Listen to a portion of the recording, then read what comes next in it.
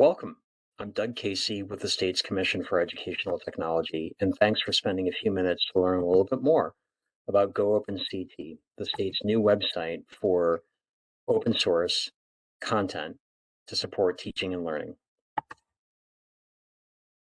We're developing the site really with the goal of allowing teachers and professors to create and curate and share collections of content. And what we're talking about is really lesson plans, unit plans, even open source textbooks and flip videos, anything that's digital and high quality that supports teaching and learning.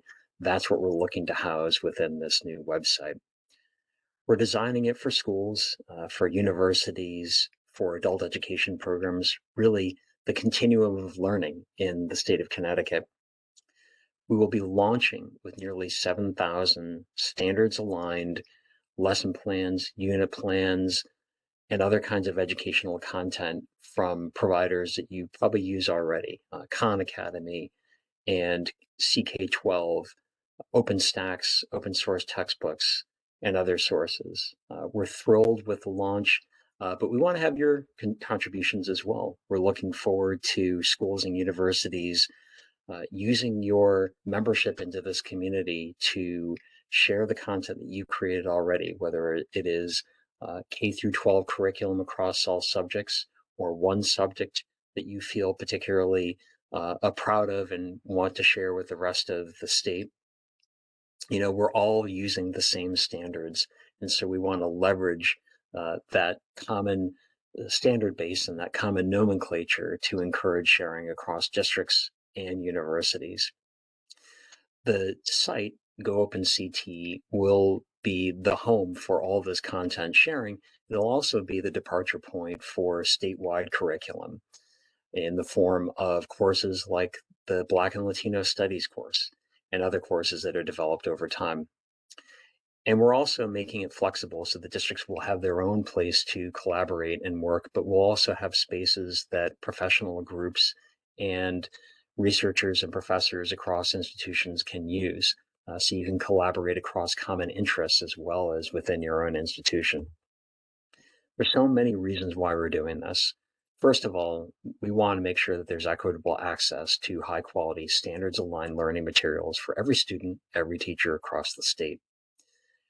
We want to support and encourage the co-creation and sharing of materials, and we want to provide the ability to publish and republish as you update, say, a social studies curriculum with the most recent events that have taken place to make it more relevant. You can do that.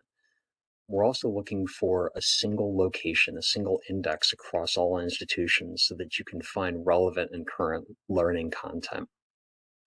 We know that there are many councils and groups already vetting and developing content. And so we want to have this be your platform, your walled garden to come together and create and vet that material and then share it out with the rest of the learning community when you feel it's the appropriate time.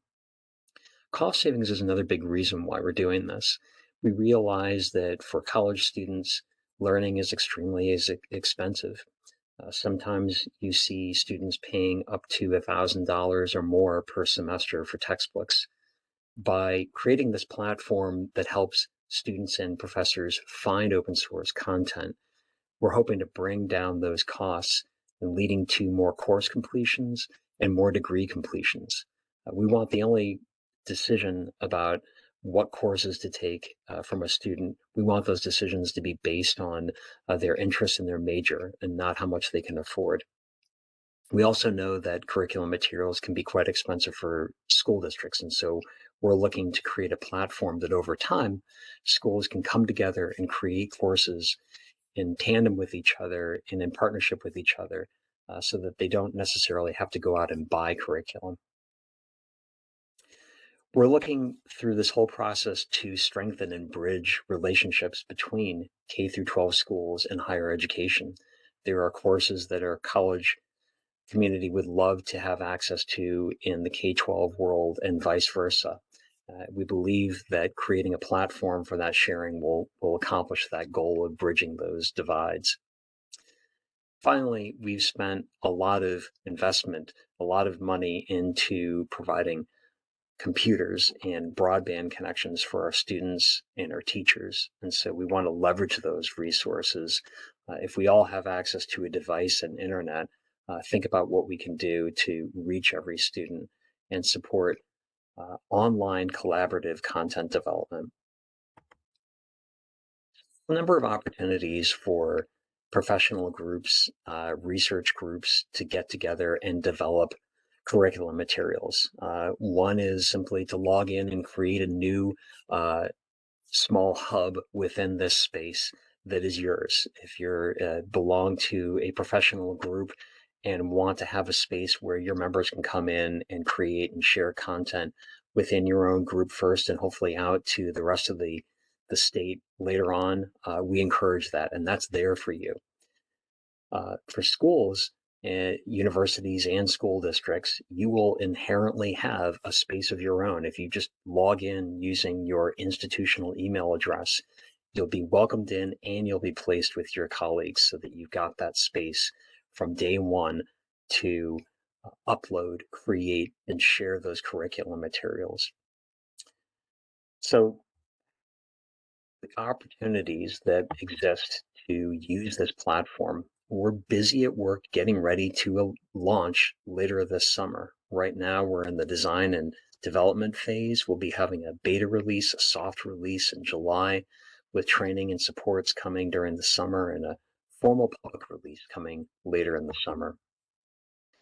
If this strikes your interest, and I hope it does, if you have questions, if you'd like your own space among your professional group or want to learn more about how your district or university can use open education resources, please contact me. Look forward to hearing from you.